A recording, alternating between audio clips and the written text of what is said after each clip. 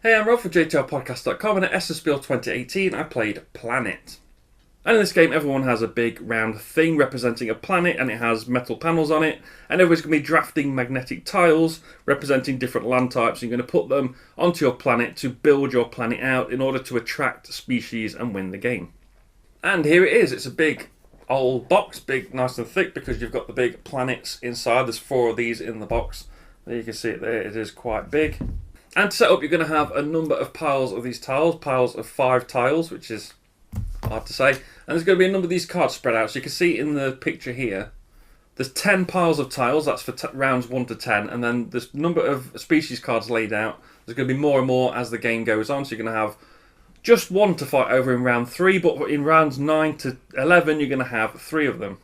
And you'll have a number in the 12th round. So what you would do is you take one of your piles of tiles, depending on what round it is. You take the leftmost piles and then you put them face up so all players can see them. Let's say those, for example. There's some more here. I haven't actually opened this game yet. I've just opened it to do this video, so all the tiles are in order. So there's a lot of white and a lot of blue here, not much yellow and brown. Let's change that out so we've got a bit of yellow in there. There we go. And what you do is you draft one. So let's say I want this one, for example, and you put it in here like that, and then that's part of your planet. Now that you can't move that now, and then these 4 will, well, the other players will get to draft those. Any that's left over will go on to the end. So because you've only got 10 stacks of 5 tiles, there is around 11 and 12. So the tiles that aren't taken, you put into round 11. Once there's 5 in that stack, you put them into round 12. Once there's 5 in that stack, you start discarding them from the game, just so you've got enough tiles to fill out the 12 rounds. I don't know why it's done like that, but that's how it is.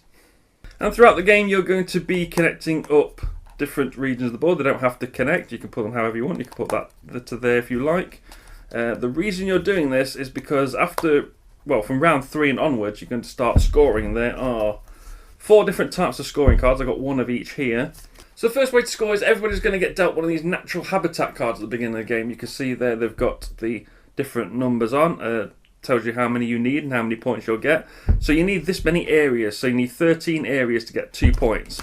For example, this is 1 area. It's 1 triangle. So each of these is made up of 1, 2, 3, 4, 5 different areas.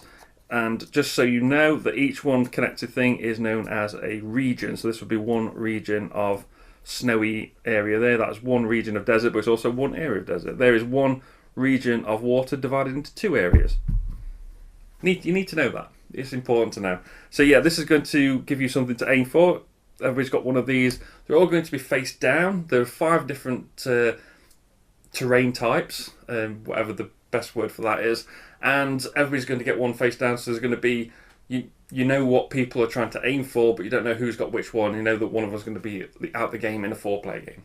So that's the first thing you're trying to score. The next thing, let's take a look at this one first. This one is the easiest to explain. This is the most of 1 kind of region, so you need the most water regions. Let's see how many water regions I've got on this one. I've got 1 here, and I've got 1 here, so I've got 2 water regions. If I've got the most water regions, I get this card, and I get to keep it and put it in front of me. That's got worth points at the end of the game. If I haven't, then somebody else will get it. If there's a tie for first place, then the card just moves on to the next round, so they're all going to shuffle down right to the end. So maybe in round 12, if nobody takes a card, everyone's going to be fighting over every card in the last round. I don't think that would happen, but it can happen as they start going down. In one of our games, we had 6 cards in the row, I think. So when you got to that row, it was super important to try and get as many of those cards as you can. So that's how you get those. This one is number of forest regions. No, it's not. It's the biggest region, touching a desert. So let's have a look here. I've got 1 forest region here. No, it's not touching it. That's not touching a desert.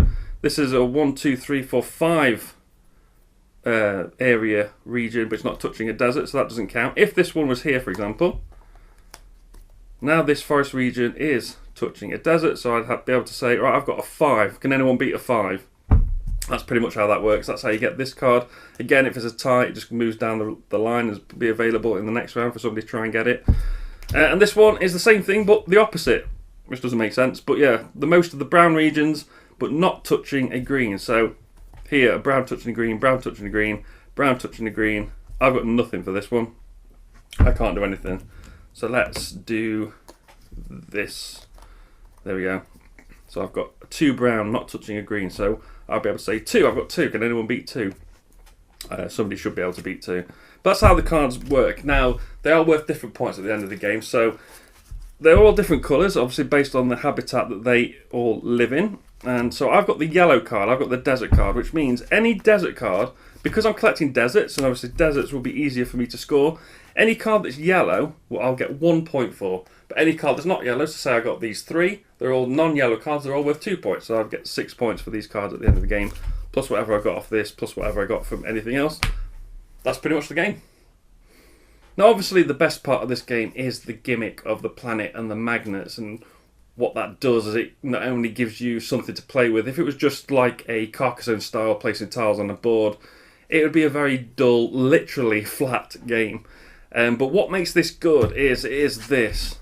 Because you can't see the other side, you're constantly doing this, and it's constantly giving you something to do, and you try to plot. So you're going 1, 2, 3, 4, 5. Okay, I wish I put that like that, so that would be bigger, but then it'd be touching white, so I wouldn't get that thing. And you're constantly looking around the. Obviously, you can't move your tiles once you put them on, but you're constantly looking around it, and once you're looking at that, I can now not remember anything that's on the other side of this cube.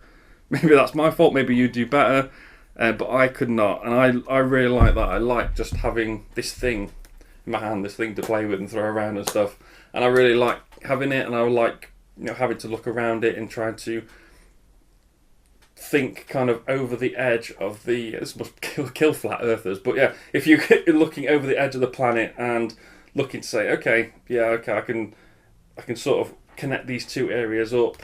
I need to get more deserts because deserts are going to give me points at the end of the game, but then I've got cards that say don't be next to a desert, so I'm not going to get that one because I've got desert all over the place. So anything that says not next to a desert, I'm not going to get any points for. I absolutely love this. Obviously, I bought it. It was in a bit of a package with some other blue-orange games as well, so it was a little bit cheaper if I bought it with those. So that was an incentive. But yeah, I really enjoyed this game. It's very fun. I suggest you give it a go because this is more fun than you think it might be. That is Planet. Remember to like, share and subscribe. You can follow me on Twitter at JTRPodcast and find the blog and podcast at jtrpodcast.com. I've been Rob, aka Jesta ThaRogue, and I'll see you soon.